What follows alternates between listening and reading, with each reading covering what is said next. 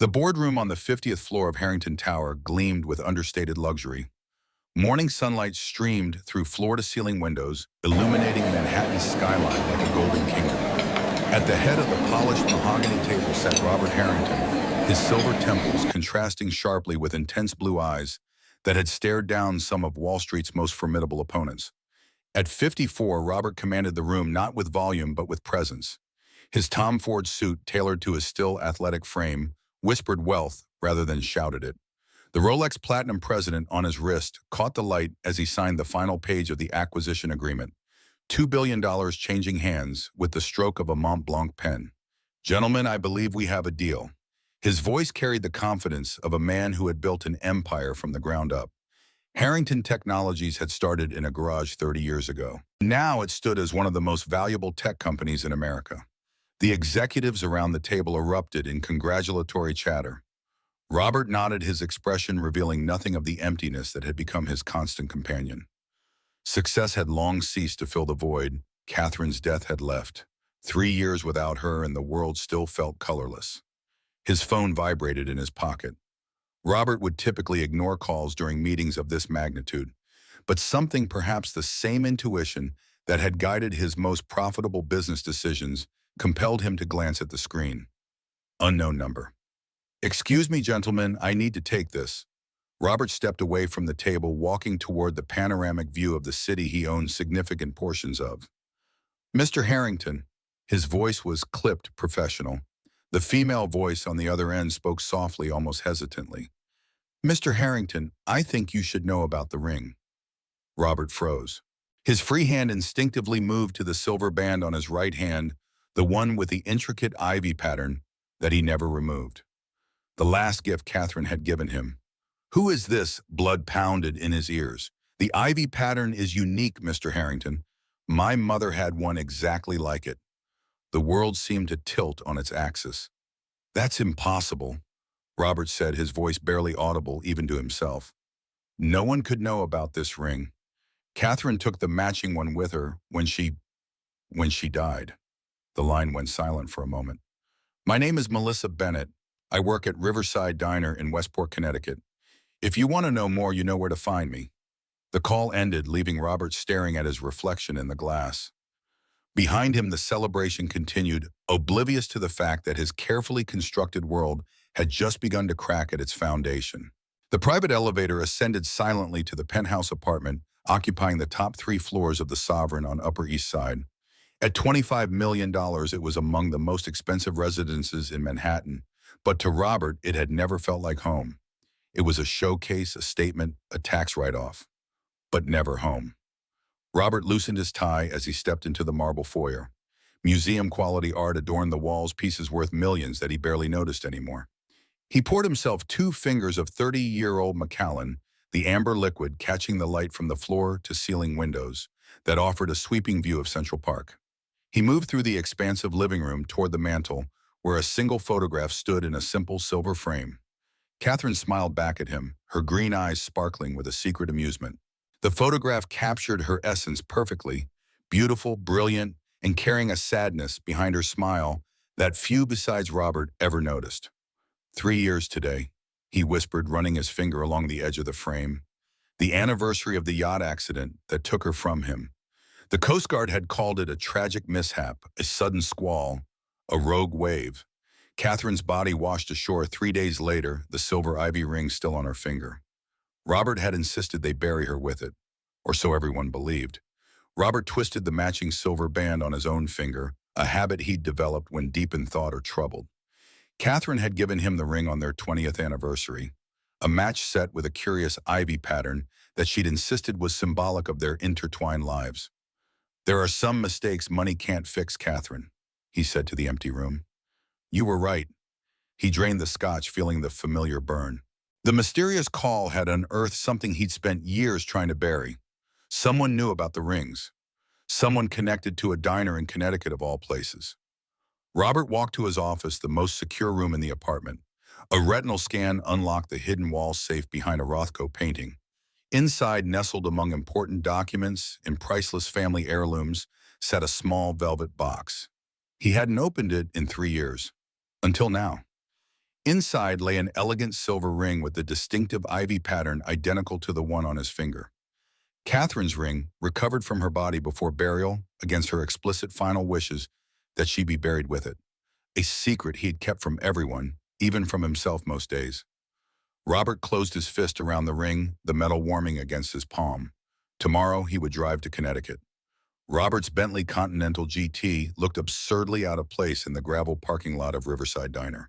The sleek black vehicle, with its handcrafted leather interior and six-figure price tag, stood in stark contrast to the weathered pickup trucks and sensible sedans that surrounded it. The diner itself was a study in Americana, a stainless steel boxcar structure with large windows and a neon sign that had seen better days. A hastily printed banner hung beneath the main sign, "Under new management, help save Riverside." Robert sat in his car watching patrons enter and exit. Working-class folks mostly, the kind of people who built the country but rarely benefited from the wealth they created, the kind of people Robert's father had been before Robert transformed their family legacy. He caught his reflection in the rearview mirror. He'd deliberately dressed down in khakis and a blue button-up shirt, no tie. Still, he looked like what he was, a wealthy man slumming it. He removed his Rolex, placing it in the glove compartment, but kept the silver ring on his finger.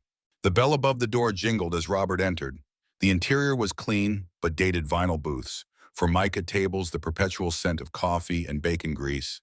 A faded "Support Our Troops" poster hung near a bulletin board crowded with community announcements. Half the booths were occupied despite it being mid-afternoon. "Seat yourself anywhere, hon. Someone will be with you in a minute." The voice belonged to an older waitress juggling 3 plates along her arm with practiced ease. Robert chose a booth in the corner with a clear view of the entire establishment. Old habits. Always position yourself to see all entrances and exits. His back to the wall. The lessons his first business mentor had taught him that had saved his life more than once in the early dangerous days of building his empire. He studied the laminated menu, though he had no appetite. The coffee mug before him was turned upside down, the standard diner signal that he was ready for service. "Can I get you something to drink?" Robert looked up and felt the air leave his lungs. Standing beside his table was a young woman in her early 30s, wheat blonde hair pulled back in a practical ponytail, intelligent blue eyes that assessed him with a quick once-over. Her name tag read Melissa. Around her neck hung a thin silver chain disappearing beneath her uniform. "Coffee, please." Robert managed his voice steadier than he felt. She flipped his mug and filled it with practiced efficiency. "Know what you want to eat, or do you need a few minutes?" "Just coffee for now." Robert wrapped his hands around the mug, deliberately making his silver ring visible. Melissa's eyes flickered to it for just a moment, but her expression remained professionally neutral. "Let me know if you change your mind." As she walked away, Robert studied her. She moved with purpose, her posture suggesting someone who had carried heavy burdens. There was something in her bearing that reminded him of Catherine, a quiet resilience, an understated intelligence. Robert observed the diner while pretending to sip his coffee. Near the kitchen, an older man with military bearing was talking intently with a woman who appeared to be a supplier. Their expressions suggested the conversation wasn't going well. "That's Frank," said a voice beside him. Melissa had returned. "Owner of this place. Well, trying to stay the owner. Tough times." Oh, Robert found himself genuinely curious. "Big development company wants this land. They've been buying up everything along the river. Frank's the last holdout, but the bank's not being very understanding about the mortgage payments."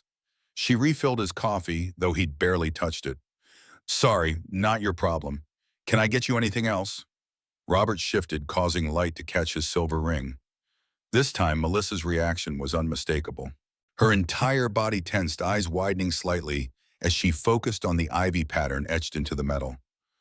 "That ring." Her voice had dropped to barely above a whisper. "My mother had one exactly like it. She never took it off." The moment stretched between them, fragile and electric. Robert carefully set down his coffee mug. "Your mother was Rachel Bennett." Melissa's professional demeanor cracked, showing surprise beneath. "How did you know that?" "I think we have a lot to discuss, Ms. Bennett." Robert gestured to the empty seat across from him. "Perhaps when your shift ends." Her eyes narrowed with sudden suspicion. "My shift ends at 8, but I should warn you, Mr. Harrington, Robert Harrington." Recognition flickered in her eyes. Of course she would know the name. His face had been on the cover of Forbes 3 times. I should warn you, Mr. Harrington, that if you're here about buying this diner, you're wasting your time. Frank won't sell no matter what your development company offers. Robert felt his eyebrows rise. My development company? Harrington Developments has been trying to buy this place for months. Their representative was just here yesterday, making threats barely disguised as offers. Her voice had taken on a protective edge. I see. Robert kept his expression neutral, though his mind was racing. Harrington Developments was indeed a subsidiary of his corporate empire, but he had delegated its operations years ago to Lawrence Crane. This particular acquisition had never crossed his desk. I'm not here about the diner, Ms. Bennett. I'm here about the ring your mother had, and possibly about Catherine. The color drained from Melissa's face. How do you know about Catherine? Before Robert could answer, the bell above the door jingled. A small girl, no more than 5 years old, burst into the diner, followed by an elderly woman who appeared to be struggling to keep up. Mommy! The child ran straight to Melissa, wrapping her arms around her mother's legs. Her blonde curls bounced as she looked up, her face brightening with a smile that transformed her serious little features. Emma, what are you doing here? You're supposed to be at Mrs. Peterson's until 6. Melissa's tone was gently scolding, but her hands smoothed the child's hair with obvious affection. Mrs. Peterson had a dentist appointment. She forgot. The elderly woman who'd followed Emma in approached slightly out of breath. I'm sorry, Melissa. She insisted on coming to see you rather than staying with me. It's fine, Mrs. Grayson. Thank you for bringing her. Melissa turned to Robert with an apologetic look. I need to figure this out. 8 o'clock if you're serious about talking. Robert nodded, watching as Melissa led her daughter to a back room, presumably an office or break room. The child Emma glanced back at him with startling intensity. For a moment, those blue eyes seemed to see right through him, assessing him in a way that felt almost familiar. He left a $20 bill under his coffee cup and walked out mind-churning. He hadn't expected to encounter a child. The complications multiplied exponentially. If his suspicions were correct, if Rachel Bennett was the same Rachel he had known all those years ago, then Melissa's age would align perfectly with. Robert pushed the thought away. He needed facts, not speculation. He needed to know exactly who Rachel Bennett had been, what connection she had to Catherine, and how she had come to possess a ring identical to the match set that had symbolized his marriage. He made a call from his car. Morgan, I have a job for you, too. Back in his suite at the Four Seasons Westport, Robert loosened his tie and poured himself another scotch. The view from his window overlooked the Saugatuck River, its surface rippling with evening light. Not so different from the bay where Catherine's yacht had gone down. He removed a worn leather journal from his briefcase, a relic he'd kept hidden for decades. Its pages contained memories he'd tried to forget the early years before wealth and success had insulated him from the rawness of life. Harvard, 1988. The crisp New England fall. Catherine Miller, the brilliant economics major with a laugh that could warm the coldest lecture hall. Rachel Wilson, intense and creative, an art student on scholarship with dreams bigger than her bank account. And himself, Robert Harrington, the scholarship kid with something to prove. The three of them had been inseparable that year. Studying together, sharing dreams, supporting each other through the brutality of elite academia. Robert had fallen in love with both women in different ways. Catherine represented the future he aspired to, brilliant, connected, sophisticated. Rachel embodied the passion and authenticity he feared losing in his climb to the top. The triangle had been precarious from the start. He turned to an entry from April 1990. Rachel had left Harvard, suddenly no explanation. Catherine had been inconsolable for weeks. They had nearly broken up over it, though neither would explain to him exactly what had happened. 5 years later, he and Catherine married. Robert was already making his first million with an innovative software platform. Catherine had brought connections and business acumen that accelerated his success exponentially. And then on their 5th anniversary, the rings.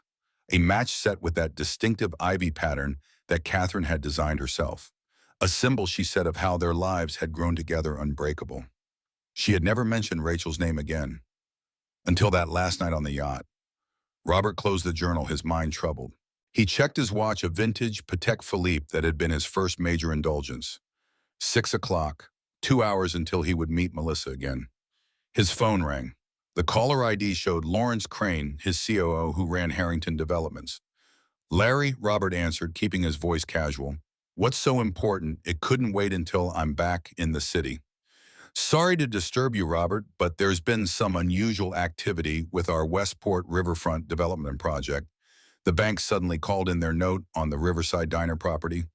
Our acquisition team didn't authorize that move. Robert's instincts sharpened. Interesting coincidence considering I'm in Westport right now. A pause on the line. I wasn't aware of that. Any particular reason? Just taking some personal time. The anniversary of Catherine's death has me reflective. Robert kept his voice neutral. Why would someone pressure the bank on this particular property? I don't know, sir, but I can look into it if you'd like.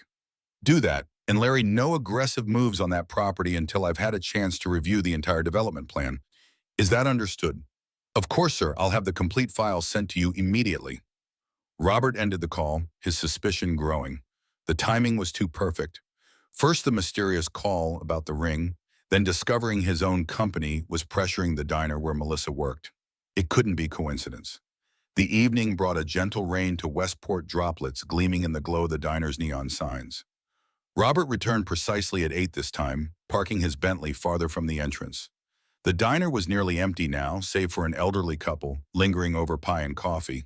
Frank, the owner, was wiping down the counter. His weathered face and ramrod-straight posture spoke of military service. When he spotted Robert, his eyes narrowed with immediate recognition. We're closing up, Mr. Harrington. His tone made it clear he knew exactly who Robert was. I have an appointment with Melissa Bennett. Frank's expression remained guarded. She mentioned that. Said you weren't here about buying the place. I'm not. Good, because this diner's been in my family for 3 generations, and it'll take more than corporate bullying to make me give it up. Frank's voice carried the quiet dignity of a man who had faced worse enemies than predatory developers. Sometimes the things we run from the longest are the very things we need to face. Frank set his gaze unwavering. Melissa's out back. She'll be in shortly. Robert found himself respecting the older man's directness.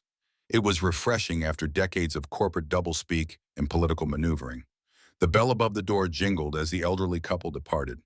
Frank locked it behind them, flipping the sign to closed. The diner felt suddenly intimate, the rain creating a cocoon of white noise that isolated them from the world outside. Melissa emerged from the back, having changed from her uniform into jeans and a simple blue blouse. Her hair was down now, falling past her shoulders. The silver chain around her neck caught the light, and Robert could now see that it held what appeared to be a smaller version of the ivy-patterned ring. Mr. Harrington, she gestured toward her previous booth. Frank's going to watch Emma in the office while we talk. They sat across from each other, the vinyl squeaking beneath them. For a moment, neither spoke. Robert had rehearsed this conversation a dozen times in his head during the afternoon, but now that the moment had arrived, he found himself uncharacteristically uncertain. Your mother, he finally began, Rachel Bennett. How did she die? Cancer 7 years ago. Melissa's fingers went to the ring on her necklace, a gesture that mirrored Robert's own habit. Ovarian. By the time they caught it, it was too late. I'm sorry, and Robert meant it. And your father, a flash of anger crossed Melissa's face. Never in the picture. Mom raised me alone. Worked 2, sometimes 3 jobs. Never complained. Her chin lifted slightly. Now it's your turn. How did you know my mother, and who is Catherine? Instead of answering directly, Robert reached into his pocket and removed a small photograph. It showed 3 young people, arms around each other's shoulders, laughing against the backdrop of a college campus in autumn. 2 young women and a young man. Harvard, 1988, he said, sliding the photo across the table. Your mother, Rachel Wilson at the time, Catherine Miller, and me. Melissa stared at the photograph, her fingers trembling slightly as they traced her mother's youthful face. Mom never told me she went to Harvard. She didn't graduate. She left after sophomore year. Robert paused. The 3 of us were inseparable for a time. Best friends. And the rings? Robert twisted his own. Catherine and I married in '95. On our 5th anniversary, she gave me this ring, a match set with an ivy pattern she designed herself. Except there were 3, not 2, Melissa finished for him, holding up her own smaller ring. Mom gave me this when I turned 16. said it was part of a set that someone very special had the others. The implications hung in the air between them. Robert could see Melissa processing, connecting dots, her intelligent eyes narrowing as pieces began to fall into place. How old are you, Melissa? 30. Her voice had gone very quiet. Born in 1990. The timing confirmed what Robert had begun to suspect from the moment he had heard Rachel's name. And your birth certificate, does it list a father?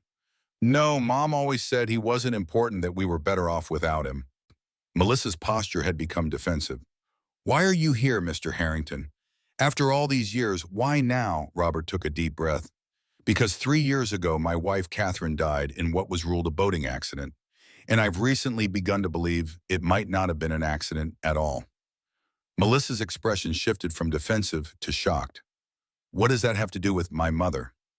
I don't know yet, but Catherine and Rachel stayed in touch over the years, even after Rachel left Harvard. Catherine would sometimes disappear for a day or two, saying she was visiting an old friend. I never questioned it. Robert's voice grew heavier. The night before she died, Catherine was upset. She'd received a phone call that disturbed her deeply. She wouldn't tell me who it was from. The rain had intensified outside, drumming against the diner's large windows. The rhythmic sound filled the silence that had fallen between them. Mom used to get phone calls that would upset her too, Melissa said finally. She'd talk in whispers, and sometimes I'd hear her crying afterward. A small voice interrupted them. Mommy, Emma stood at the end of the table clutching a well-loved stuffed rabbit. Frank fell asleep in his chair. It's okay, sweetie. We're almost done here. Melissa's entire demeanor softened as she addressed her daughter. Emma turned her attention to Robert, studying him with that same unnerving intensity he'd noticed earlier. Her eyes went to his hand, focusing on the silver ring. You have the ivy ring too, she said, pointing, like the one in my pictures. Robert felt a chill run down his spine. What pictures, Emma? The little girl reached into the pocket of her dress and pulled out a folded piece of paper. She carefully opened it and placed it on the table. It was a drawing remarkably detailed for a child her age of 3, interlocking rings with ivy patterns. I dream about them sometimes. The ivy talks to me. Emma said this matter-of-factly, as if discussing the weather. Grandpa says I'm special because I can see patterns other people miss. Emma has mild autism, Melissa explained quietly. She's extremely gifted with patterns and numbers. Robert stared at the drawing. It wasn't just 3 rings, it was an exact representation of how the 3 rings would lock together, forming a complex pattern that seemed almost like a key. Has she ever seen your mother's ring up close? He asked. No, Mom was already gone when Emma was born. Melissa gathered her daughter, close protective instinct visible in every line of her body. Mr. Harrington, you still haven't explained why you're really here or what you want from us. Before Robert could respond, headlights swept across the diner windows. A black SUV had pulled into the parking lot, its engine idling. Even through the rain-streaked glass, Robert could make out the figure behind the wheel, Lawrence Crane, the executive who ran Harrington Developments. Do you know that vehicle? Robert asked, suddenly alert. Melissa tensed. That's him. The man who keeps pressuring Frank to sell. He comes by every few days, usually with some new incentive or threat. Robert's mind raced. Crane had no reason to be here now, after business hours. Unless he had somehow tracked Robert's movements. Unless there was more at stake than a simple real estate acquisition. Melissa, I need you to trust me right now. Take Emma and go out the back. Go home, lock your doors, and don't answer for anyone. Robert's voice had taken on the commanding tone that had built his empire. I'll deal with Crane. Why should I trust you? I don't even know you. But Melissa was already gathering Emma's things, maternal instinct responding to the urgency in Robert's voice. Because I think we're both in danger. Because Catherine and your mother kept secrets that someone is willing to kill to protect. Robert met her eyes. And because I believe I'm Emma's grandfather. The words hung between them, the truth finally spoken aloud. Melissa's face went through a rapid succession of emotions. Shock, denial, anger, fear. But it was Emma who responded first. I knew it. The little girl clapped her hands. I told you the man with the ivy ring would come find us, Mommy. Outside, the SUV door opened. Crane stepped out into the rain. Go now. Robert moved toward the front of the diner as Melissa hurried Emma toward the back exit. Frank had appeared from the back office, alerted by the commotion. "What's happening?" "Crane's here. Get them out safely," Robert instructed. "I'll handle this." Frank nodded, once military training evident in his immediate understanding of the situation. He followed Melissa and Emma toward the rear of the building. Robert straightened his shoulders and moved to the door. Lawrence Crane was halfway across the parking lot now, rain plastering his expensive suit to his tall, lean frame. His face, visible in flashes of neon light, wore an expression of calculated determination. As Robert unlocked the diner door, he felt the weight of the silver ring on his finger. Whatever game was being played, it had begun long ago with 3 young people and 3 silver rings. And now, 3 decades later, the consequences were finally coming home to roost. Robert stepped outside, letting the door close behind him. Rain immediately soaked through his shirt, but he barely noticed. He blocked Crane's path, using his body to shield the view into the diner. "Larry, what a surprise!" Robert kept his voice casual, but his stance was unmistakably protective. Crane halted, shock registering on his angular features. At 60, he was tall and fit, with silver hair that belied his ruthless business acumen. For 15 years, he had been Robert's right-hand man, the executor of difficult decisions that kept Harrington Technologies at the cutting edge of the industry. "Robert, what are you doing here?" Genuine surprise or well-feigned? Robert couldn't tell. "I could ask you the same question, especially since I explicitly told you to back off this property this afternoon." Crane's expression shifted, recalibrating. "I came to assess the situation personally. This property is crucial for the riverfront development." "At 9 o'clock at night in the rain?" Robert let skepticism color his tone. "Real estate never sleeps." Crane attempted a smile that didn't reach his eyes. "The board is pressing for progress on this project. You've been distracted lately." The implied criticism hung between them like a challenge. 3 years ago, Robert might have fired Crane on the spot for such insubordination. But grief had indeed dulled his appetite for corporate warfare, allowing ambitious lieutenants like Crane to quietly expand their influence.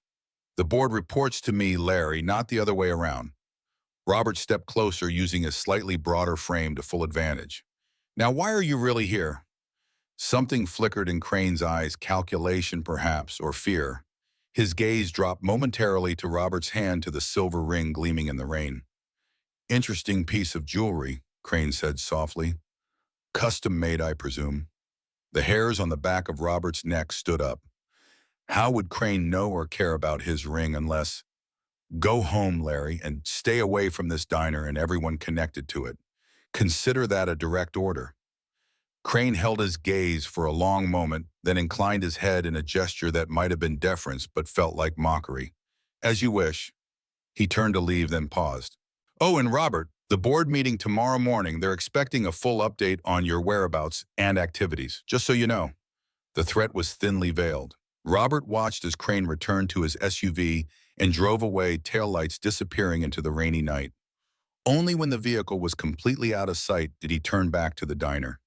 Inside, he found Frank standing guard at the back door, baseball bat in hand. "Melissa and the kid?" Robert asked. "Gone. I sent them out the service road behind the diner. My nephew's picking them up half a mile down." Frank's expression was grim. "Want to tell me what's going on?" Melissa looked like she'd seen a ghost. "Maybe she has." Robert ran a hand through his rain-soaked hair. "Frank, I need to ask you something. How long has Lawrence Crane been pressuring you to sell?" "Started about 6 months ago, right after the previous owner died suddenly. Heart attack, they said." Frank's eyes narrowed. "Though now I'm wondering if it was really that simple." "Who was the previous owner?" "Guy named Wilson, Michael Wilson, owned this place for nearly 30 years. Inherited it from his brother who died back in the 90s. Robert felt the floor shift beneath him. Wilson, Rachel's maiden name. Did Michael Wilson have any connection to Rachel Bennett? Frank's weathered face registered surprise. She was his niece. How did you know that? The pieces were beginning to align, forming a pattern as intricate as the ivy on the silver rings. Rachel's uncle had owned this diner. After her death, her daughter had come to work here, under the protection of Frank, the new owner. Frank, I think you and this diner are part of something much bigger than a real estate deal. Robert pulled out his phone. And I think we're all in danger. I need to find Melissa and Emma before Crane does. You think Crane is after them? Frank's hand tightened on the baseball bat. I think Crane is after something that Rachel, Catherine, and I created 30 years ago. Something valuable enough to kill for. Robert dialed a number, and I think the 3 rings are the key. As he waited for the call to connect, Robert looked down at the silver band on his finger. The ivy pattern seemed to shift in the fluorescent light, revealing complexities he'd never noticed before, just like Emma's drawing had shown. James Morgan, answered the gruff voice on the other end. Morgan, it's Harrington. I need your help immediately. I'm in Westport, Connecticut. What's the situation? The former FBI agent's voice shifted to alert professionalism. Possible threat to a woman and child. Corporate espionage may be worse. I need protection and investigation. Names, Melissa Bennett and her daughter Emma. Also, I need everything you can find on Lawrence Crane's activities over the past 3 years. Focus on any connection to my wife Catherine's boating accident. A pause on the line. You think your wife's death wasn't an accident? I think nothing about this situation is what it seems. Robert's voice hardened with resolve. I need you here tonight, Morgan. And I need you to bring whatever resources necessary to keep 2 people safe while we unravel what's really happening. I'm on my way, 2 hours tops. Robert ended the call and turned to Frank. I need somewhere safe to take Melissa and Emma while my security consultant gets here. Somewhere Crane wouldn't know about. Frank considered for a moment, then nodded. My cabin, upstate New York, off the grid. No one at Harrington Developments knows about it. Good. Call your nephew. Tell him to bring them back here. We'll leave immediately. As Frank made the call, Robert stared out at the rain-lashed parking lot. The night had taken on a dreamlike quality, past and present, merging like the ivy patterns on the 3 silver rings. 3 decades of secrets were unraveling, revealing a truth he wasn't sure he was ready to face. But Emma's words echoed in his mind. Grandpa says I'm special because I can see patterns other people miss. Grandpa, the word stirred something primal in him, a protective instinct he hadn't known he possessed. If Emma truly was his granddaughter, if Melissa was his daughter, then he had failed them both for 30 years. He wouldn't fail them again. Whatever secrets the rings held, whatever danger Crane represented, Robert would face it head on. For Catherine's memory, for Rachel's sacrifice, for the family he never knew he had. The rain continued to fall, washing away the boundaries between Robert Harrington's carefully controlled world and the messy, dangerous truth that had been waiting to emerge for 3 decades. A truth encoded in 3 silver rings with a pattern of ivy that spoke to a special little girl in her dreams. Robert Harrington sat in his suite at the Catskill Mountain Lodge, the rich leather of the armchair creaking beneath him as he studied the laptop screen. Outside, dawn painted the mountains in hues of amber and gold, a stark contrast to the darkness of the information displayed before him. Frank's cabin had proven an ideal temporary sanctuary. Nestled deep in the woods of upstate New York, the rustic 2-bedroom structure sat at the end of a dirt road that wasn't on any map. The property had been in Frank's family for 3 generations, a retreat from the world that now served as their safe haven. Melissa and Emma slept in the larger bedroom, exhaustion having finally overtaken their fear. Robert had spent the night combing through files that James Morgan had sent securely to his encrypted laptop. The former FBI agent's report was thorough and disturbing. Rachel Bennett, born Rachel Wilson, 1970, died 2018. Robert murmured, scanning the document. Cause of death, ovarian cancer. Yet something about the medical examiner's report troubled Morgan. The cancer diagnosis was real, but the rapidity of Rachel's decline suggested other factors might have been involved. Toxicology reports had been inconclusive, a red flag to someone with Morgan's experience. Robert's finger traced the screen, following the timeline of Rachel's life after she'd left Harvard. She'd bounced between jobs, mostly in art galleries and design studios. Always talented, never quite successful. Single mother to Melissa, born 1995. Father not listed on the birth certificate. The timing fits. Robert whispered, the weight of this truth settling deeper into his consciousness. If Melissa was indeed his daughter, conceived during that brief turbulent time when he and Catherine had separated, it would explain so much. Catherine's periodic disappearances to visit an old friend. The matched set of rings that had always seemed incomplete somehow. Robert clicked to another document, this one focusing on Lawrence Crane. His trusted lieutenant for 15 years had a hidden side that Robert had never suspected. Large cash deposits to offshore accounts, meetings with Chinese technology executives that never appeared on his official calendar. And most damning of all, Crane had been on a business trip to the same coastal area on the weekend of Catherine's fatal boating accident. The phone beside him vibrated. Morgan. Tell me, Robert answered without preamble. I've located Catherine's original autopsy report.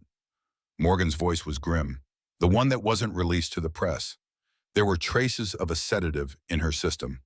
Not enough to kill her, but enough to impair judgment and motor skills. Robert's hand tightened on the phone. You're saying she was drugged.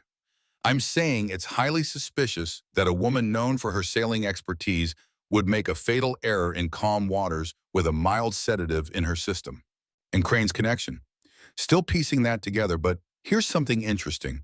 2 weeks before Catherine died, she filed a patent application. It was withdrawn immediately after her death. Robert frowned. What kind of patent? Encryption technology. Something called the Ivy Protocol. Ring any bells? The Ivy pattern on the silver rings flashed in Robert's mind. Send me everything you have on it, and Morgan, find out if Rachel Bennett ever worked with encryption or security technology. Already on it. One more thing. Crane has mobilized Harrington Technologies' corporate security team. Officially, they're searching for you due to concerning behavior following the anniversary of your wife's death. He's making a play for control of the company, Robert said, unsurprised, using my absence as leverage with the board. It's more than that. He's hunting for something specific. The security team has orders to secure any personal items, especially jewelry. The rings. Crane was after the rings. Where are you now? Robert asked. 2 hours out from your location. I'm bringing additional security personnel I trust personally. Good, we may need to move quickly. Robert ended the call and stood stretching his stiff muscles. He moved to the cabin's small kitchen, where the aroma of fresh coffee filled the air. Frank was already up, methodically cleaning a hunting rifle at the wooden table. Expecting trouble, Robert asked, pouring himself a cup. Always do. Frank's weathered hands worked with practiced efficiency. Military taught me that. Which branch? Marines, 20 years, retired as Master Sergeant. Frank glanced up. You serve? Robert shook his head. Too busy building my first company. Different kind of battlefield. Frank set the rifle aside. So you're going to tell me what this is really about? Why Crane wants my diner so badly he'd threaten a woman and her child? Robert considered his words carefully. I think it's about what's buried beneath your diner. Frank's eyebrows rose. There's nothing under there except an old storage cellar. Are you sure about that? Robert sipped his coffee. When was the last time you went down there? Years ago. Michael Wilson, the previous owner, kept it locked. Said it was structurally unsound. Frank's eyes narrowed. You think there's something hidden down there? I think Rachel and Catherine hid something valuable there years ago, something worth killing for. A floorboard creaked behind them. Melissa stood in the doorway, Emma clinging to her hand. The little girl's eyes were wide, still heavy with sleep, but her gaze locked immediately on Robert. You found out about the music box, Emma said solemnly. Robert and Frank exchanged glances. What music box, sweetheart? Melissa asked, smoothing her daughter's tangled curls. The one under the floor where the ivy grows. Emma yawned. Grandma Catherine showed me in my dreams. The morning sunlight filtered through the cabin windows, illuminating dust motes dancing in the air. Emma sat at the kitchen table, happily munching on pancakes Frank had prepared, seemingly oblivious to the tension surrounding the adults. Melissa stood by the window, arms crossed defensively over her chest, watching Robert with wary eyes. The revelation that he might be her father hung unacknowledged between them. You expect me to believe my 5-year-old daughter is having psychic dreams about your dead wife? Her voice was low, mindful of Emma's presence. I don't know what to believe anymore, Robert admitted, but I know Catherine and your mother were involved in something important, something worth protecting, and worth killing for. Melissa's blue eyes, so like his own, flashed with anger. If what you're suggesting is true, then my mother died because of whatever this is, and now my daughter is involved. I'm trying to understand this too, Robert said, but we can't ignore the connections. The rings of Emma's drawings, her knowledge of things she couldn't possibly know. Melissa pulled out her phone and opened a web browser. I did some research on you last night, Mr. Harrington. Did you know there are entire Reddit threads dedicated to your company's questionable business practices? Employees work to exhaustion, competitors crushed through legal loopholes, environmental regulations sidestepped. Robert maintained his composure, though the accusations stung. The technology business is competitive. I've made decisions I'm not proud of. And now, suddenly you care about protecting us? Melissa's voice dripped with skepticism. How convenient that you discover you have a long-lost daughter but just when you need access to whatever my mother and your wife hid. That's not fair, Robert started, but Melissa cut him off. Fair, my mother worked 3 jobs to put food on our table. She went without medication sometimes so I could have school supplies. Where were you then? Her voice cracked slightly. If you're really my father, you've had 30 years to find us. The accusation landed like a physical blow. I didn't know, Robert said quietly. Catherine never told me Rachel was pregnant. Convenient excuses from a billionaire. Melissa pulled up another page on her phone. Here's another interesting fact. Harrington Developments bought the land surrounding Riverside Diner 6 months ago, right after my mother died. The same month Lawrence Crane visited her in the hospital. Robert froze. Crane visited your mother? Yes, I thought he was just some insurance representative. He brought flowers, spoke with her privately. Melissa's expression darkened. The next day she took a turn for the worse. The doctors couldn't explain it. The implications were chilling. If Crane had indeed accelerated Rachel's death, if he had somehow been involved in Catherine's accident, then they were dealing with something far more sinister than corporate espionage. Melissa, I understand your distrust. But right now, Crane is hunting for something connected to those rings, something your mother and Catherine created. And he's willing to eliminate anyone who gets in his way. Robert met her gaze steadily. I need you to trust me just long enough to figure out what this is about. Trust is earned, Mr. Harrington. Melissa glanced at Emma, who was now drawing contentedly at the table. But for her sake, I'll cooperate. For now. Emma looked up suddenly, her blue eyes intense. The music box has the butterflies inside, she announced, but you need all 3 keys to open it. Robert and Melissa exchanged glances. What butterflies, sweetheart? Melissa asked. The ones that fly across the ocean, Emma said, as if it were obvious. The ones that change everything.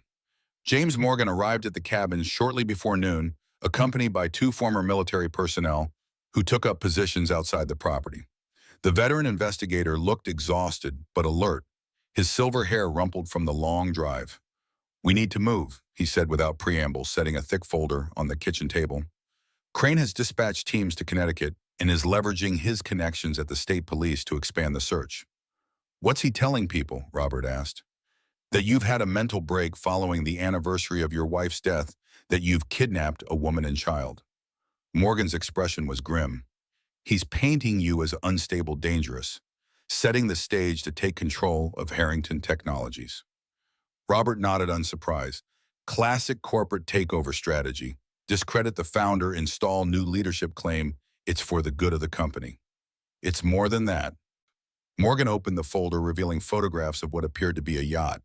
I've been digging into Catherine's accident. The official report states she was alone on the boat when the storm hit, but I found these. The photographs showed Catherine on her yacht, but she wasn't alone. A tall man in sunglasses stood beside her, his face partially obscured. Crane, Robert said, recognizing the distinctive posture. Yes, these were taken the day she died. He was on the boat with her, Robert, and he was conspicuously absent from the follow-up investigation. Melissa leaned in, studying the photos. Is that my mother's ring? She asked, pointing to Catherine's hand. Robert looked closer. Catherine was indeed wearing her ivy ring, but there appeared to be something else, a small pendant or object attached to it. Can you enhance this? He asked. Morgan nodded to one of his associates, who set up a laptop and began working on the image. As the resolution improved, they could see that Catherine's ring had a small USB drive attached to it by a delicate silver chain. The key, Emma said from behind them, startling the adults. She had approached silently and now pointed at the screen.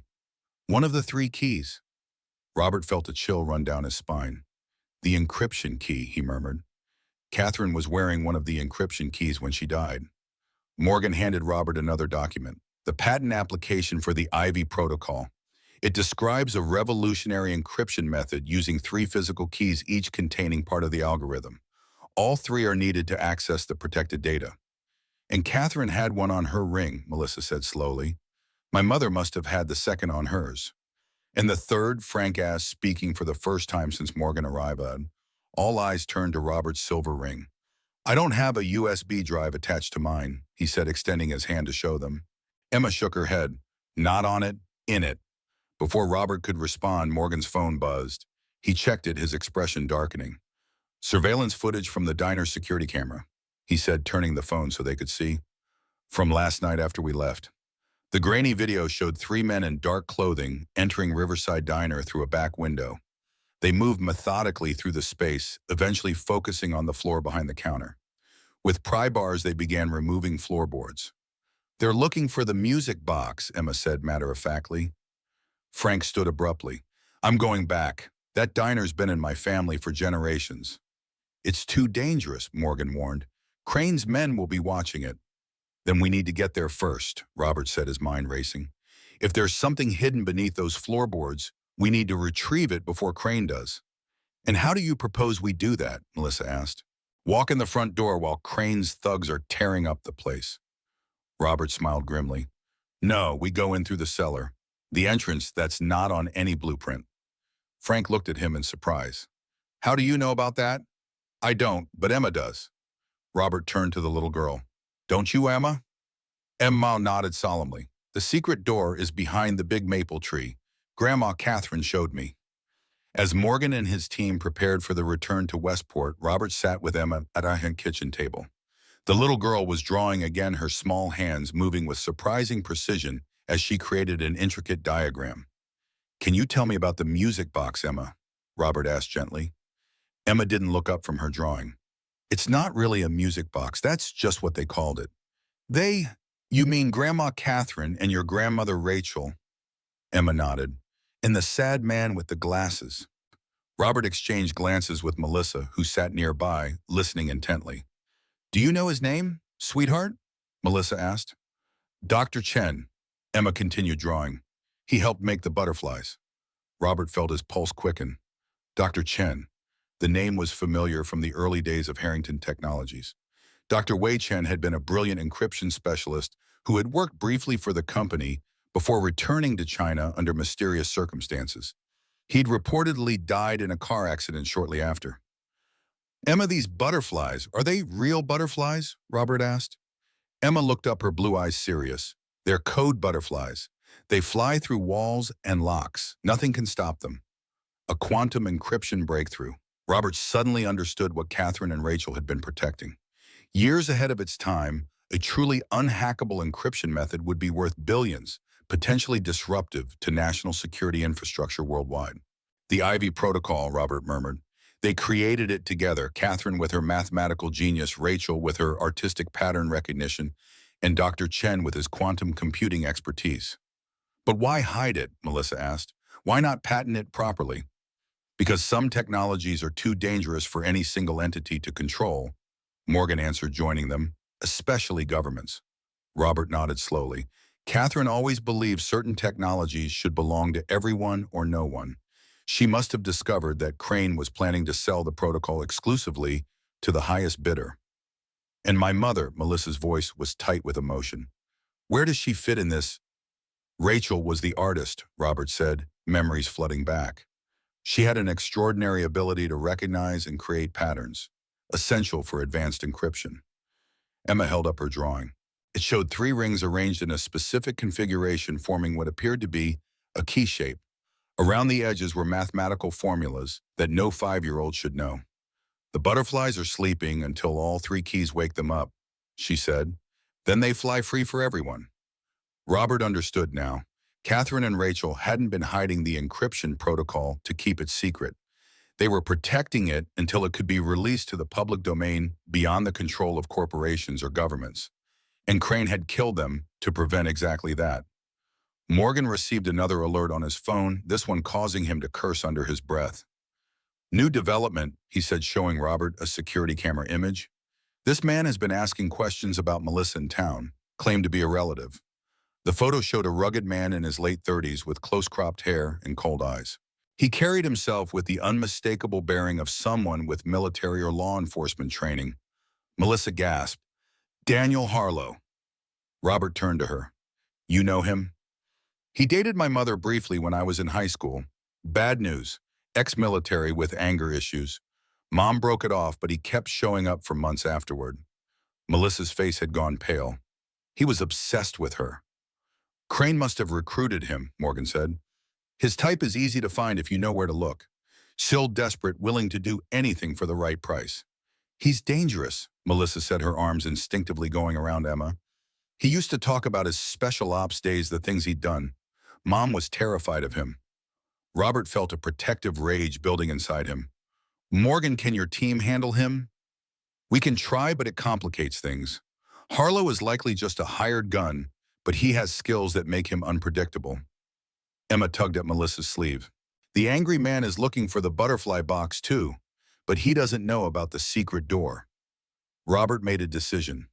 "We move now, tonight, before Crane brings in more resources." He turned to Melissa. "I understand if you want to stay here with Emma where it's safer." Melissa straightened, a determination in her eyes that reminded Robert painfully of Rachel. "My mother died protecting this thing. I need to see it through." "And Emma?" "I need to go too," Emma said with surprising firmness. "I know where the door is. I know how the keys work." Frank cleared his throat. "I'll keep the little ones safe. Military training comes in handy sometimes." Robert nodded gratefully. "Morgan, how soon can we be ready?" 30 minutes. But Robert, you should know something else." The former FBI agent looked troubled. "The board of Harrington Technologies has called an emergency meeting for tomorrow morning.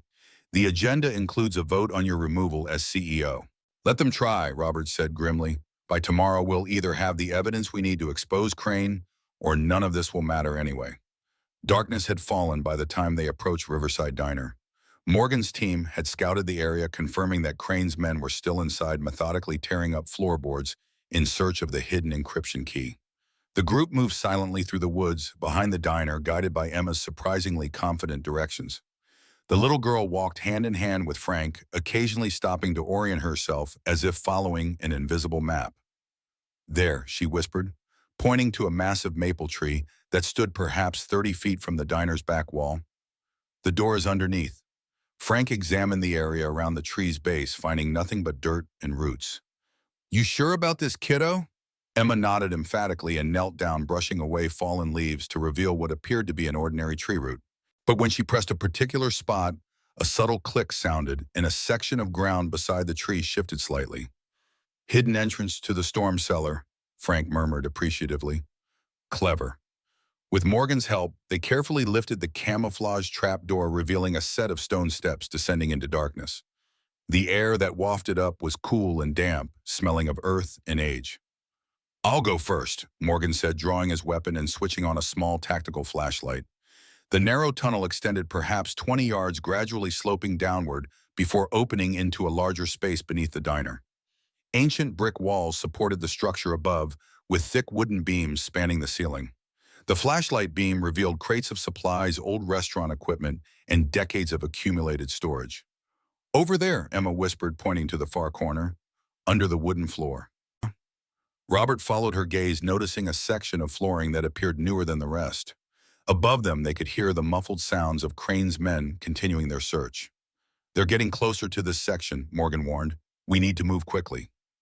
Frank and Morgan carefully moved aside some crates, revealing the newer floorboards. A faint pattern had been burned into the wood, an ivy design matching the rings. "This is it," Robert said. He turned to Emma. "Now what?" "All 3 rings together," Emma said. "They make the key." Robert removed his silver band, studying it closely for the first time in years. The ivy pattern was intricate, with subtle variations he'd never noticed before. Melissa handed him her mother's ring from its chain around her neck, and Robert placed Catherine's ring from his pocket alongside them. 3 rings, 3 sizes, 3 variations of the same pattern, just as Emma had drawn. "They fit together somehow," Robert murmured. Emma reached for the rings, arranging them in the specific configuration from her drawing. When properly aligned, the ivy patterns formed a continuous design across all 3 bands. Now press them here, she said, indicating the center of the burned ivy pattern on the floorboard. Robert placed the connected rings against the wood. For a moment, nothing happened. Then a soft click sounded, and a small section of flooring recessed and slid aside, revealing a hidden compartment. Inside lay a burnished metal box, approximately the size of a hardcover book, intricately engraved with the same ivy pattern as the rings. No keyhole was visible, no obvious way to open it. "The music box," Emma whispered. Before Robert could reach for it, a loud crash sounded from above, followed by shouting. "They've found the entrance," Morgan hissed, weapon raised toward the tunnel. "We need to go. Now." Robert quickly grabbed the metal box, surprised by its weight. He tucked it securely inside his jacket as Morgan and his team took up defensive positions. "There's another way out," Emma said urgently. "Through the old well." Frank looked skeptical. "What old well?" "This building was a trading post in the 18, Emma explains with a certainty that seemed impossible for her age. "They built over the well, but it leads to the river." Robert didn't question how Emma knew this. Following her lead had brought them this far. "Show us," he said. Emma led them to what appeared to be a brick wall pressing against a particular brick that was slightly discolored. A section of the wall swung inward, revealing a narrow passage. "Go," Morgan ordered, as footsteps pounded down the tunnel behind them. "I'll hold them off." "James," Robert began. "I've got this. Get that box somewhere safe." Morgan's expression was resolute. "My team will extract me." Robert nodded grimly, guiding Melissa and Emma into the passage with Frank close behind. The narrow tunnel forced them to proceed single file, illuminated only by Frank's flashlight. Behind them, gunfire erupted, the sound muffled by the thick walls. "Keep moving," Robert urged when Melissa hesitated. The passage curved gradually downward, the brick walls giving way to rough-hewn stone. The air grew damper, the sound of running water becoming audible ahead. "The river tunnel," Emma said confidently. The passage eventually opened onto a small chamber containing an ancient well shaft. Beside it, a newer metal ladder descended into darkness. The sound of flowing water echoed from below. "Underground river access," Frank said, understanding dawning. "Prohibition-era smuggling route, most likely." "Down here," Emma said, pointing to the ladder. Robert went first, the metal box secure against his chest. The ladder extended perhaps 30 feet down, ending at a small stone platform beside flowing black water. The underground river moved swiftly but silently, disappearing into a tunnel large enough for a small boat. One by one, the others joined him on the platform. Frank came last, pulling the access door closed behind him. "Think Morgan made it out?" Melissa asked, her voice tight with worry. "He's resourceful," Robert replied, hoping his confidence was justified. "His team knows what they're doing." A distant shout echoed down the shaft, followed by the beam of a flashlight sweeping the chamber above. "They're coming," Frank warned. "There," Emma pointed to a small wooden boat tethered to the platform, another relic from an era of rum runners and secret passage. "Will it hold us?" Melissa asked doubtfully. "It doesn't need to go far," Robert said, helping Emma into the craft. "Just far enough to reach the river exit." Frank untied the rope, and the current immediately caught the boat, pulling it into the tunnel.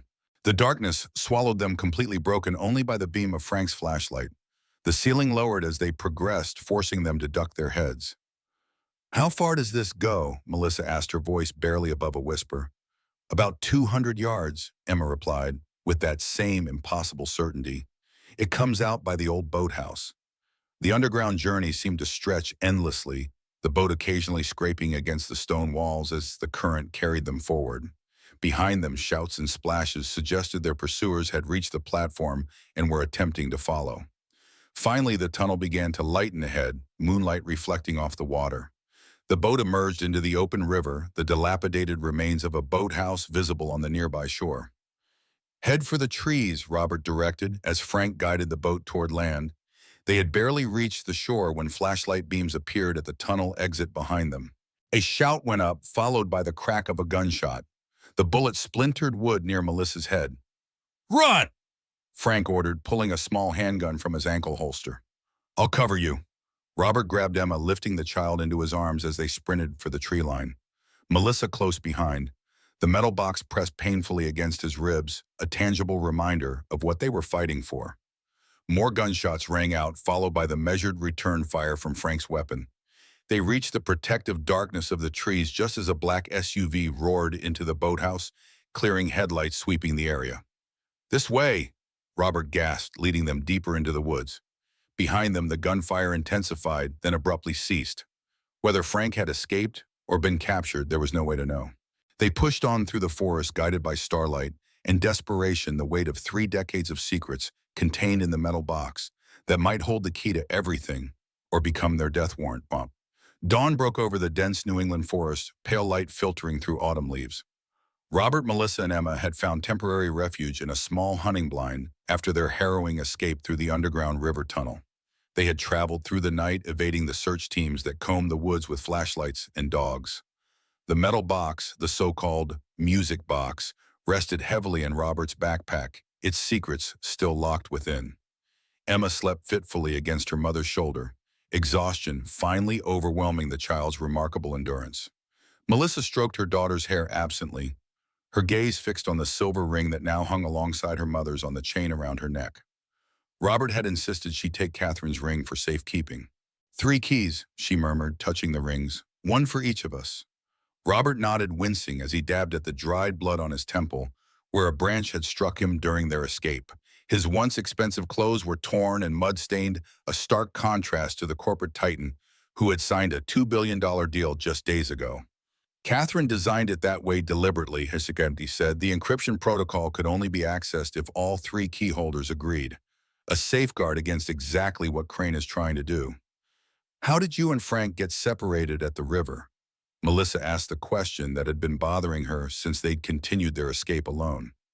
Robert's expression darkened. "When the shooting started, Frank told me to get you and Emma to safety. He drew their fire, led them in the opposite direction. I saw him dive into the water near the boathouse. I think he planned to circle back and lose them in the woods." "Do you think he made it?" "Frank's a survivor. 20 years as a Marine. He knows how to handle himself." Robert hoped his confidence wasn't misplaced. Melissa studied him, this man who claimed to be her father, who had upended her life in less than 48 hours. Part of her still resisted the idea, but the evidence was becoming difficult to ignore: the timing of her birth, her mother's secrecy about her father, the rings, even her own reflection with those unmistakable Harrington blue eyes. "If what you're saying is true, if this encryption technology is so revolutionary, why didn't my mother or Catherine ever mention it to me?" she asked. "To protect you," Robert said simply. "The fewer people who knew about it, the safer everyone would be." "Fat lot of good that did them," Melissa said bitterly. "They're both dead." Robert flinched at her words but didn't argue. "You're right. Their secrecy didn't save them. But it might have been meant to save you and Emma." "What do you mean?" "Think about it. Catherine died 3 years ago. If Crane was behind it, why didn't he go after Rachel immediately? Why wait years before accelerating her cancer?" Melissa considered this. "Because they didn't have all the pieces yet." "Exactly. Something changed. Something made finding the protocol suddenly urgent." Robert's voice dropped. "I think it was Emma." Melissa instinctively tightened her arms around her sleeping daughter. "Emma, what does she have to do with this? Her abilities, the way she knows things she couldn't possibly know." Robert hesitated. "Melissa, when did Emma first start talking about Catherine in her dreams?" Melissa's breath caught. "About 7 months ago, just before Mom died." "And Rachel knew about it?" "Yes, Mom was disturbed by it at first. Then she seemed to accept it, even encourage it." Melissa's brow furrowed. "She started taking Emma to the diner more often after that. I thought it was just to give me a break, but—" "She was preparing Emma," Robert said softly. "Teaching her about the secret entrance, the patterns, everything she would need to know." "But how could Emma know things about Catherine, about the music box? She never met either of them."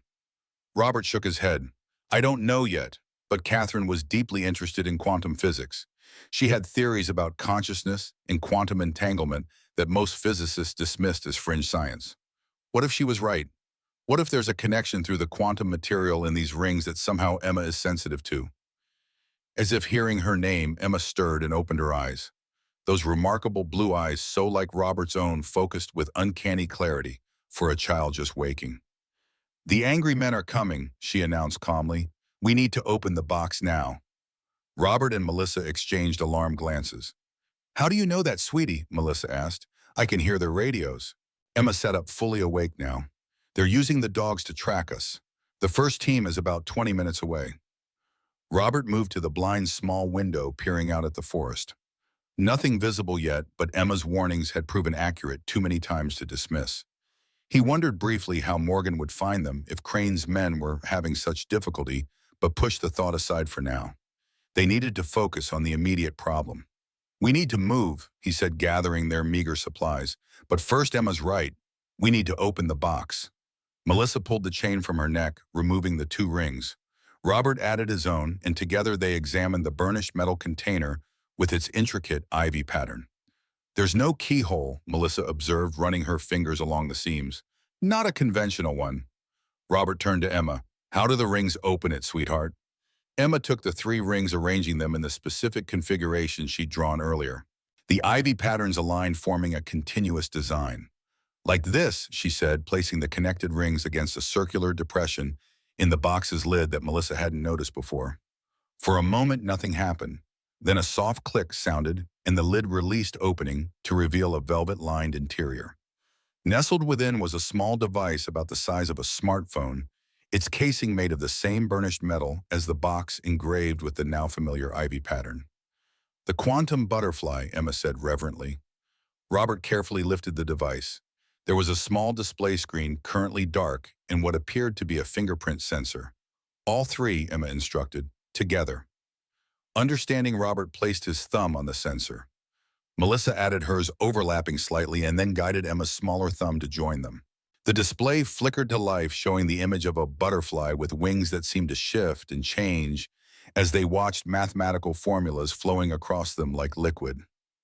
"It's beautiful," Melissa whispered, "and worth billions to the right buyer," came a cold voice from the entrance of the blind. They turned to find Lawrence Crane standing in the doorway, a pistol aimed steadily at Robert's chest. His expensive suit was torn and muddied, his usual immaculate appearance compromised by the night spent hunting them through the woods. Behind him, Daniel Harlow's brutal face appeared, his eyes fixing on Melissa with unsettling intensity. A gash above his eye from Melissa's lantern strike had been hastily bandaged. "Hello, Melissa," Daniel said, his voice carrying a familiarity that made her skin crawl. "Rachel always said you were smart. Seems she was right." Robert shifted subtly, positioning himself between the gunman and Melissa and Emma. The quantum device remained in his hand, its display still showing the mesmerizing butterfly pattern. "It's over, Larry," he said calmly. "Whatever you're planning, it won't work." Crane's thin lips curved in a smile that didn't reach his eyes. "On the contrary, Robert, everything is proceeding exactly as planned." He gestured with the gun. "The device, please." "You killed Catherine," Robert said, making no move to comply. "And Rachel, for what money?" "For vision," Crane corrected. "Catherine and Rachel were idealists. They couldn't see the true potential of what they'd created." "An unbreakable encryption protocol," Robert said, "one that would render current cybersecurity obsolete. Worth billions to governments, corporations, anyone with secrets to keep." Crane stepped further into the blind, his expensive suit incongruous in the rustic setting. "But they wanted to give it away, make it open source. Can you imagine the waste?" "That was the point," Melissa interjected, her voice stronger than she felt. "Mom and Catherine believed encryption should belong to everyone or no one." Crane's cold gaze shifted to her. Naive idealism, the same weakness that got them both killed. Robert's hands tightened around the device. "You drugged Catherine, sabotaged her boat. A regrettable necessity. She was becoming suspicious of certain financial transactions." Crane's expression hardened. "She'd discovered my arrangements with our Chinese partners, arrangements worth billions to me personally." "And Rachel," Melissa's voice trembled with barely controlled rage. "What was her crime?" "Persistence," Crane shrugged. "After Catherine's unfortunate accident, she became a liability. She knew too much, suspected too much. The cancer was convenient. It just needed a little acceleration." "You monster," Melissa whispered. "You can call me whatever you like, Miss Bennett. It doesn't change the fact that you're about to hand over that device." Crane nodded to Daniel, who stepped forward, gun trained on Emma. "Children are remarkably resilient," Crane continued, "but even they have limits. Please don't make this any more unpleasant than it needs to be." Robert felt a cold fury building inside him. This man had murdered his wife, had killed Rachel, and was now threatening his granddaughter. But Crane had one critical weakness, his arrogance. He believed himself smarter than everyone else in the room, including Emma. "She told me you would say that," Robert said, his voice steady. Crane's eyes narrowed. "Who? Oh, Catherine. In Emma's dreams, she told Emma exactly what would happen here today." A flicker of uncertainty crossed Crane's face.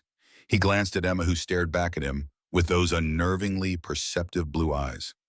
"You're going to lose everything," Emma said with the simple directness of a child stating an obvious fact. "The butterflies aren't for you." "Enough of this nonsense." Crane's composure slipped slightly. "The device now, or Harlow, starts with the child." Robert glanced down at the quantum device, then at Emma, who was watching him with those unnervingly perceptive eyes. She gave him a slight nod. "You want it?" Robert asked, his voice dropping to a dangerous register. "Here." He tossed the device directly at Crane's face. The executive's reflexes took over. He flinched and raised his free hand to catch it, momentarily pointing the gun away from Robert. It was all the opening Robert needed.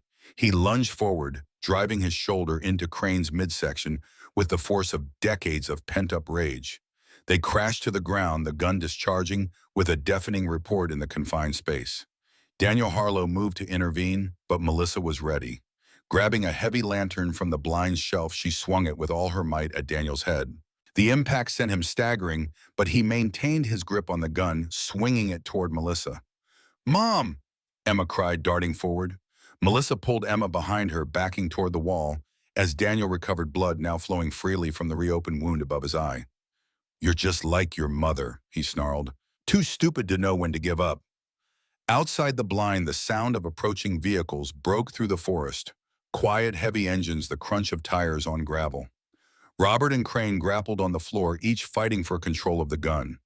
Despite his age and the night's exertions, Robert matched the younger executive's strength with sheer determination. This man had murdered Catherine, had poisoned Rachel, had threatened his newfound family. The rage gave him strength he didn't know he possessed. He managed to slam Crane's gun hand against the floor once, twice. The weapon discharged again, the bullet splintering the wooden wall. On the third impact, Crane's grip loosened, and the gun skittered away across the floor. Daniel lunged for the weapon, momentarily distracted from Melissa and Emma. In that instant, Emma darted past her mother, retrieving the quantum device from where it had fallen. She held it protectively against her chest, those remarkable blue eyes blazing with defiance. "You can't have it," she declared. "It's not for people like you." Daniel raised his gun, aiming it at the child. "Give it to me, you little—" The door to the blind burst open, light flooding the dim interior. Daniel whirled, gun still raised, and found himself facing a wall of tactical vests and raised weapons. "Federal agents' hands where we can see them." James Morgan stood at the center, his weathered face grim with determination. Flanking him were half a dozen agents in FBI tactical gear. And behind them, looking battered but triumphant, stood Frank Miller, his Marine training evident in his stance. "Drop the weapon," Morgan barked as Daniel hesitated, gun still in hand. For a terrible moment, it seemed Daniel would fire anyway, a last desperate act. Then his shoulders sagged, and the gun clattered to the floor. He slowly raised his hands. On the ground, Crane stopped, struggling against Robert's grip, his calculating mind already plotting his next move. Robert delivered one final satisfying punch to Crane's jaw before rolling off him and standing, breathing heavily. "Took you long enough," he said to Morgan, relief evident beneath the gruffness. "Your friend Frank here led us right to you," Morgan replied, nodding toward the former Marine. "Found him downstream, commandeered a fisherman's boat, and insisted on joining the extraction team." Frank shrugged, a hint of a smile beneath his battered exterior. "Couldn't let the bad guys win, could I?" As the agents secured Crane and Harlow, Robert turned to Emma, who still clutched the quantum device protectively. "It's all right now, Emma," he said gently. "You can put that down." The little girl shook her head, a sudden seriousness in her expression. "It's not finished yet," she said. "The butterflies need to fly." She pressed her small thumb to the device's sensor. The screen glowed brighter, the butterfly animation becoming more complex, more vibrant. "Emma, what are you doing?" Melissa asked, moving to her daughter's side. "What Grandma Catherine and Grandma Rachel wanted me to do," Emma replied. "Letting the butterflies go free." The device emitted a soft musical tone, the music box at last revealing its true nature. The butterfly on the screen seemed to pulse with new energy, its wings now displaying a complex sequence of code.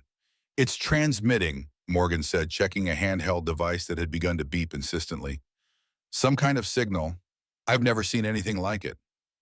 "Everywhere," Emma said simply. "To everyone." The small conference room at the FBI field office buzzed with activity.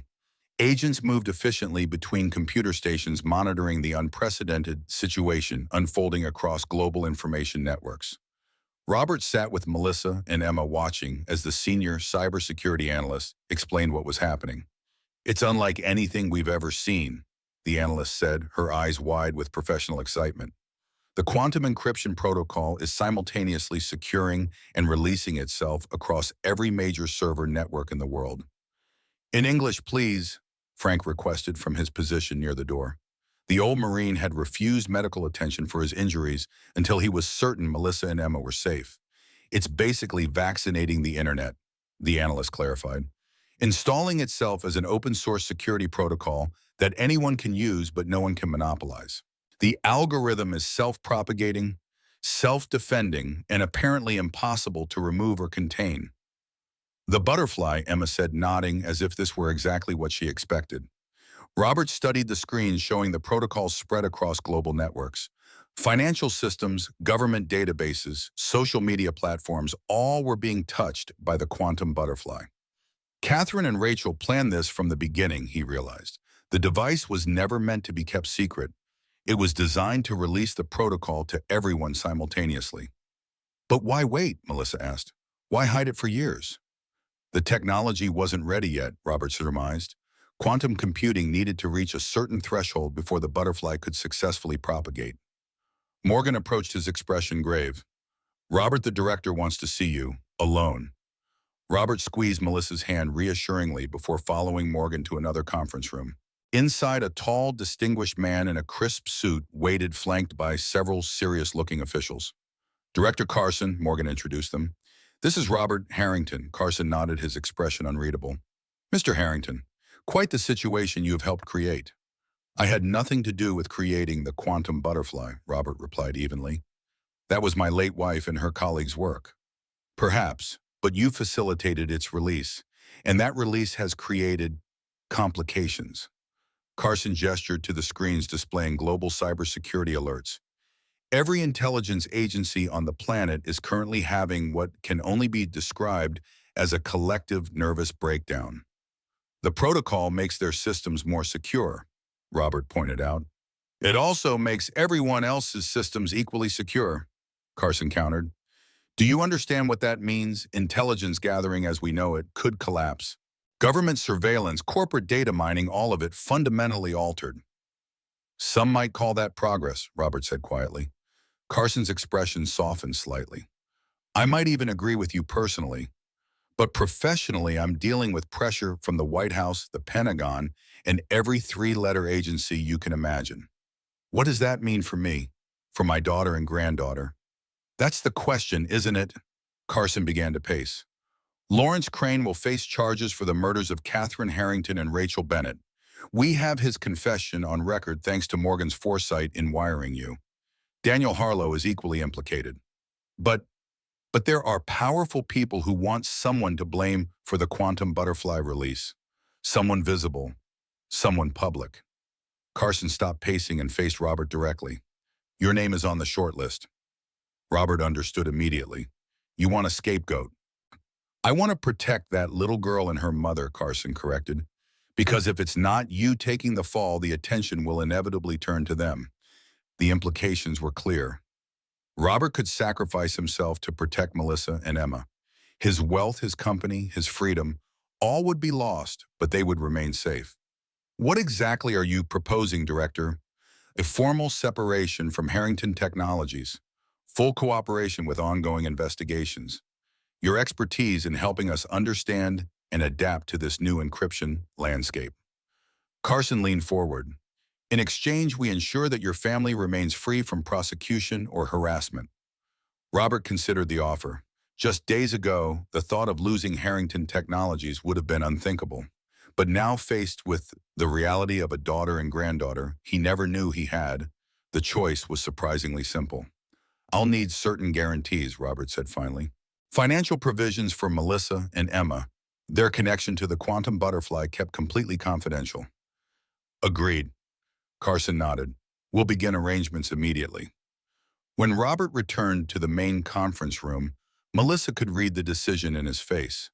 What happened? She asked quietly, as Emma played with a puzzle an agent had found for her. I've made a deal, Robert explained. I'll take public responsibility for the quantum butterfly's release. In exchange, you and Emma will be protected. Melissa's eyes widened. You're giving up everything. Robert shook his head. Well, everything, not what matters. For the first time since they'd met, Melissa didn't pull away when Robert reached for her hand. 2 weeks later, the 3 silver rings lay side by side on the polished wooden table of a secluded cabin in the Vermont mountains. Robert had purchased the property through a series of discreet transactions, using funds he'd managed to secure before his assets were frozen. Outside, snow was falling gently the first of the season, creating a peaceful blanket across the landscape. Inside, a fire crackled in the stone fireplace, casting warm light over the 3 people seated around the table. I still don't understand how the rings work, Melissa admitted, studying the silver bands with their ivy pattern. How could they be encryption keys? They're just metal. Robert picked up his ring, turning it to catch the firelight. Not just metal. Catherine had these custom-made with a specific nickel-silver alloy that contains trace elements of quantum-sensitive materials. Quantum dots, Emma said, nodding, hidden in the ivy pattern. Melissa smiled at her daughter's understanding. In the weeks since their ordeal, Emma's knowledge of quantum physics and advanced mathematics had become impossible to dismiss as coincidence or imagination. Tests had confirmed what they already knew: the child possessed extraordinary gifts. Exactly, Robert agreed. The pattern itself is a physical representation of the encryption algorithm. When all 3 rings are aligned correctly, they form a complete key that can be read by the quantum device. But how did Emma know about all this? Melissa asked the question that had been haunting her. How did she dream about Catherine, about the music box, about everything? Robert hesitated, his expression thoughtful. I have a theory, though it's unconventional. More unconventional than quantum encryption rings? Melissa asked wryly. Perhaps. Robert leaned forward. Catherine was deeply interested in quantum entanglement, the idea that paired quantum particles remain connected regardless of distance. She once theorized that consciousness itself might operate on quantum principles. You're suggesting some kind of psychic connection. Melissa's skepticism was evident. Not psychic, quantum. Robert looked at Emma, who was listening intently. The quantum dots in these rings aren't ordinary materials. They were specially formulated by Dr. Chen to maintain quantum coherence at room temperature, something previously thought impossible. Catherine and Rachel wore these rings for years, interacting with the quantum material daily. And Emma inherited some kind of quantum sensitivity. Melissa finished, trying to process the implications. More than that, Robert continued, Emma's developing brain is uniquely suited to process quantum information. Catherine's research suggested that children, particularly those with certain neurological differences, like Emma's mild autism, might have enhanced abilities to perceive quantum effects that adult brains have learned to filter out. Emma nodded as if this made perfect sense. That's how Grandma Catherine talks to me, through the quantum butterflies. Melissa struggled to reconcile the scientific explanation with the seemingly magical abilities her daughter displayed. So you're saying the rings created some kind of quantum channel that Emma can access? I'm saying Catherine and Rachel may have discovered something even more revolutionary than an encryption protocol, Robert said gently.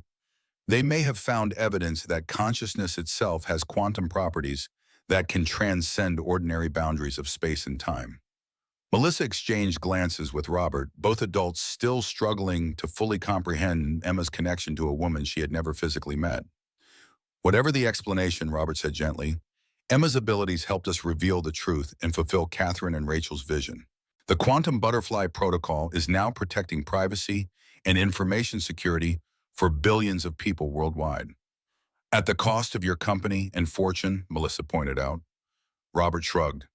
Harrington Technologies will survive under new leadership, and I managed to secure enough resources to ensure we'll live comfortably.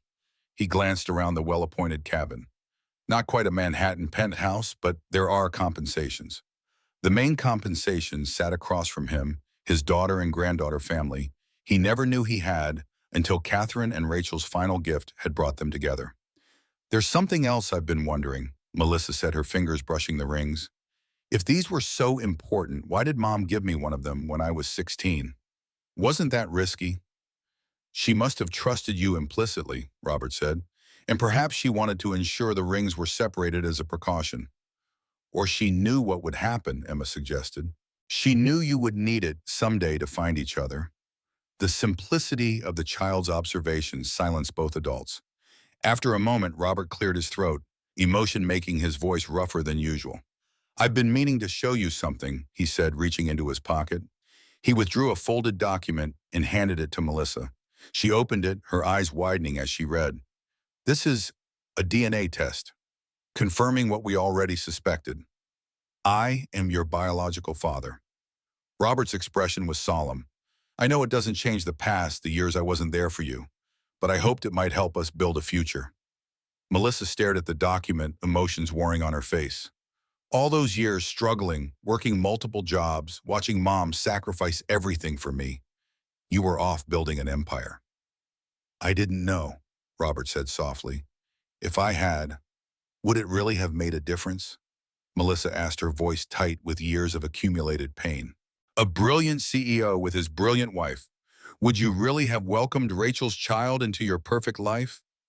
The question hung heavily between them, honest and brutal. Robert considered it, carefully refusing to offer platitudes. The man I was then, I don't know, he admitted finally. I was ambitious-driven. Catherine and I were building something revolutionary. A child wasn't part of the plan. He met Melissa's gaze directly. But I'd like to think that knowing about you would have changed me sooner rather than later. Melissa absorbed his words, appreciating the honesty, if not entirely comforted by it. And now, she asked, what happens now? That depends on you, Robert said. I've lost my company, my reputation, most of my fortune. But I've gained perspective, and maybe if you're willing a chance to know my daughter and granddaughter. Emma, who had been listening silently, reached out and took one of Robert's hands and one of Melissa's, joining them together on the table. The rings were broken apart, she said wisely, but they came back together when they needed to, like us. The months that followed were not easy. The legal fallout from the Quantum Butterfly's release kept Robert occupied with government hearings and interviews. The media painted him as either a cybersecurity terrorist or a digital freedom fighter, depending on their political leanings. Harrington Technologies' stock initially plummeted, though it gradually stabilized under new leadership. Through it all, Melissa and Emma remained sheltered at the Vermont cabin, their connection to the events kept confidential as promised. But proximity did not automatically translate to family bonds. He's trying, Mom, Emma observed one evening as they watched Robert chopping wood outside a task he'd never done before in his life of luxury. I know, Melissa sighed. It's just complicated. Because you're still angry. Melissa smiled ruefully at her daughter's perception. Yes, partly, but also because we're strangers trying to be family. It doesn't happen overnight. Their breakthrough came unexpectedly 3 months after moving to Vermont.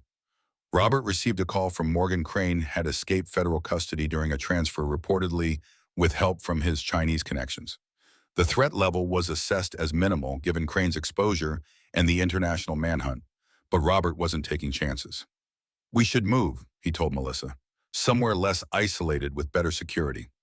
To his surprise, she refused. This is our home now. Emma's settled in school, making friends for the first time. I won't uproot her again. But if Crane, then we'll face him, Melissa interrupted, a steely determination in her eyes that reminded Robert painfully of Rachel. Together, we're not running anymore. That night, after Emma was asleep, Melissa found Robert still awake, staring at the fireplace. I've been unfair to you, she said, settling into the chair opposite him. Robert looked up surprised. You have every right to your feelings, Melissa. Yes, but, she hesitated, I've been blaming you for not being there when you didn't even know about me. That's not right. If I had known, we can't change the past, Melissa interrupted gently. Mom made her choice. She believed it was the right one at the time. Rachel was always protecting people. Robert said softly. It was her nature. Tell me about her, Melissa said suddenly, from before, when you were young. For hours they talked. Robert shared stories of Rachel at Harvard, her brilliant artistic mind, her stubborn idealism, her infectious laugh. Melissa countered with tales from her childhood. Rachel's determination to give her daughter everything she needed, her creativity in making something from nothing, her unwavering belief in Melissa's potential. Gradually, night after night, they pieced together a fuller picture of Rachel Bennett, not just as a mother or a lost love, but as a complete person, with strengths, flaws, and an extraordinary vision that had ultimately changed the world. And in understanding Rachel more fully, they began to understand each other. The reopening of Riverside Diner drew a modest crowd of locals. Frank Miller, now fully recovered from his injuries, had used Robert's investment to renovate the historic building while preserving its essential character. Robert, Melissa, and Emma sat in the corner booth, the same one where he had first met them. Emma was excitedly explaining her science fair project, a simplified demonstration of quantum entanglement that had baffled her teachers to an attentive Frank. You seem happy, Morgan observed, sliding into the seat across from Robert. The former FBI agent had established his own security firm and remained a loyal ally. I am, Robert admitted, watching Melissa laugh at something Frank had said. Not something I expected to feel again after Catherine died. Speaking of unexpected, Morgan lowered his voice. Crane's been spotted in Beijing, working for a Chinese tech firm, apparently. Robert nodded, unsurprised. And the quantum butterfly? Still spreading, the tech community has embraced it completely. Most major platforms have integrated it into their security architecture. Morgan smiled slightly. The intelligence agencies have adapted as they always do. New methods, new approaches. And my legal status? The Justice Department is satisfied with your cooperation. The asset forfeitures and fines will be finalized next month, but you'll keep enough to live comfortably. More than enough, Robert agreed, glancing at Melissa and Emma. What matters is they're safe. Morgan studied him for a moment. You know, I worked with you for 15 years, and I never saw you truly happy. Not even close to this. Robert considered this. I spent decades chasing the wrong things, building empires instead of relationships. Better late than never, Morgan said, raising his coffee cup in a toast. The Catherine and Rachel Foundation headquarters occupied a modest building overlooking the Connecticut River in Westport, just a mile from the diner. Its mission, supporting women in STEM fields and advocating for open-source security technologies, had quickly gained international recognition despite its founder's controversial status. Robert sat in his office reviewing grant applications. His hair had more silver now, and he'd grown a neatly trimmed beard that suited his new role as foundation director rather than corporate titan. The Wall Street Journal lay open on his desk, featuring an article about Harrington Technologies' recovery under new leadership. He no longer wore his ivy ring. All 3 rings now resided in a special display in the Foundation's lobby, symbolic of the partnership that had created the quantum butterfly protocol. A knock at the door interrupted his work. Melissa entered, dressed in the business casual attire she'd adopted since becoming the Foundation's education director. The tour group from MIT is here, she informed him. Emma's already charming them with quantum physics explanations that have the professors taking notes. Robert smiled proudly. She's quite the ambassador for our scholarship program. Their relationship had evolved gradually over the past year, moving from tentative cooperation to genuine affection. Melissa still called him Robert rather than Dad, but the way she said it had softened, carrying undertones of familial warmth rather than formal distance. Frank called. She continued, taking a seat across from him. The diner's summer festival fundraiser exceeded expectations. They'll be able to complete the community center renovation ahead of schedule. Excellent news. Riverside Diner had become a hub for the Foundation's community outreach programs, with Frank serving as local coordinator. The former Marine had found a new purpose, supporting educational initiatives for disadvantaged youth. Also, James Morgan sent over the latest security assessment. Melissa handed him a sealed envelope. He says we're clear of surveillance for the first time since the butterfly release. Robert opened the envelope, scanning the former FBI agent's meticulous report. Morgan had established his own security firm and remained a loyal ally, helping navigate the complex aftermath of the quantum butterfly's release. The international arrest warrants for Crane have been issued, Robert noted with satisfaction. Interpol finally has enough evidence linking him to Chinese intelligence operations.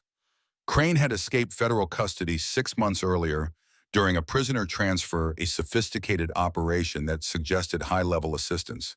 He had reportedly fled to China, but his former connections there had apparently abandoned him once his usefulness ended.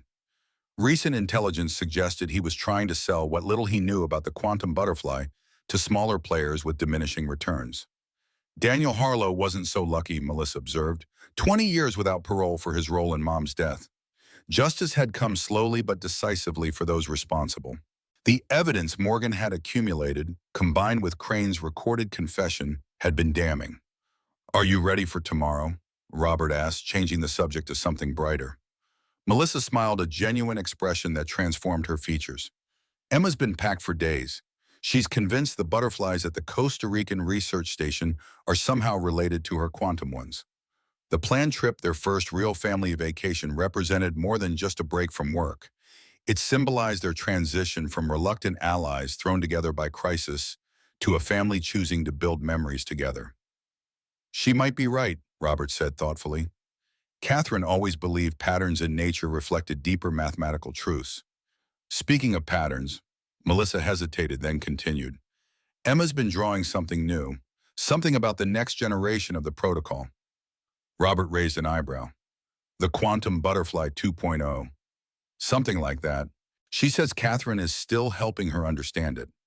Melissa shrugged, having come to accept her daughter's inexplicable connection to her grandmother. "Whatever it is she says, it will help protect people's thoughts, not just their data." "Neural encryption," Robert murmured, intrigued. Catherine was theorizing about it years ago, but the technology didn't exist yet. "Well, according to Emma, it will soon." Melissa stood, checking her watch. "We should join the tour group. The MIT quantum computing professor specifically asked to meet you." Robert rose, smoothing his tie, a far cry from the bespoke suits of his CEO days, but comfortable in its simplicity, like his new life.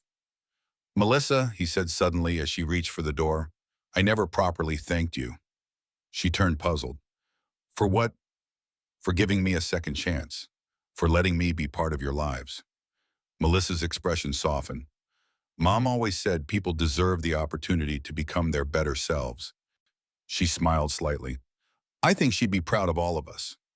As they walked through the foundation offices, staff members greeted them warmly. Many were former Harrington Technologies employees who had chosen to follow Robert into his new venture, believing in his transformed mission. They passed the display case housing the 3 silver rings, their ivy patterns catching the light. Beside them stood a photograph of Catherine and Rachel Young, and smiling arms around each other at Harvard, their future brilliance already evident in their eyes. Robert paused briefly, acknowledging silently all that had been lost and all that had been gained. Catherine and Rachel had created something revolutionary, not just in their quantum encryption protocol, but in the legacy they'd left behind, a legacy now carried forward by their descendants. Outside the conference room, Emma was holding court with the visiting academics, her blonde curls bouncing as she enthusiastically explained concepts that children her age shouldn't comprehend. When she spotted Robert and Melissa, her face lit up with a smile that made the painful journey worthwhile. "Grandpa, Mom, I was just telling Professor Chen about the butterfly effect in quantum encryption." Robert froze momentarily at the name. Professor Chen, a middle-aged woman, stepped forward, extending her hand. "Lisa Chen, Quantum Computing Department." Her eyes twinkled with intelligence. "Emma tells me you knew my father, Wei Chen." Robert exchanged glances with Melissa, both recognizing the significance of this connection. "Yes," Robert said, shaking her hand firmly. "Your father was a brilliant man who helped create something extraordinary." "So I'm learning," Dr. Chen replied. "Emma has some remarkable insights into his work." As the group moved into the conference room, Robert felt Melissa's hand slip into his, a simple gesture that would have seemed impossible a year ago. He squeezed it gently, a silent acknowledgement of how far they had come. Whatever challenges lay ahead, whatever new butterflies might emerge from Emma's extraordinary mind, they would face them together, a family forged not just by blood and DNA, but by a shared commitment to the vision that Catherine and Rachel had entrusted to them. Outside, autumn leaves swirled in patterns that might, to the right observer, resemble the wings of countless butterflies, carrying their transformative influence, across a world forever changed by the power of three silver rings and the love, sacrifice, and vision they represented.